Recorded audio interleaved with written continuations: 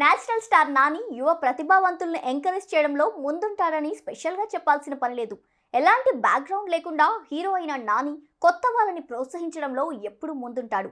తనతో పాటు మరింత మంది ఔత్సాహికుల ప్రతిభల్ని ప్రోత్సహించి వాళ్ళకి లైఫ్ ఇస్తున్నాడు. ఇప్పటికే నాని చాలా మందిని దర్శకులుగా పరిచయం చేసిన సంగతి తెలిసిందే. ఈ ప్రాసెస్ అలా నడుస్తూనే ఉంటుంది. తానెంత పెద్ద స్టార్ అయినా టాలెంట్ ఉంటే మాత్రం అతని నుంచి ప్రోత్సాహం తప్పకుండా లభిస్తుంది అనడంలో ఎలాంటి సందేహం లేదు. ఈ నేపథ్యంలోనే బలగం దర్శకుడు వేణుతో సైతం నాని సినిమా చేయడానికి రెడీ అవుతున్న సంగతి తెలిసిందే. ఈ చిత్రాన్ని దిల్ రాజు ప్రతిష్టాత్మకంగా నిర్మిస్తున్నాడు. అటు నాని ఇటు దిల్ రాజ్ ఎంట్రీతో ఈ సినిమా రేంజ్ ఒక్కసారిగా మారిపోయింది.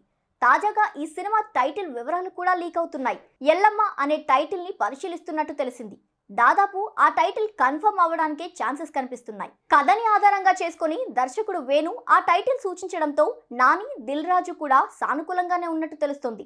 వేణు విజన్ కి పెద్దపీట వేస్తూ తనకి పూర్తిగా స్వేచ్ఛని కల్పించినట్టుగా తెలుస్తోంది.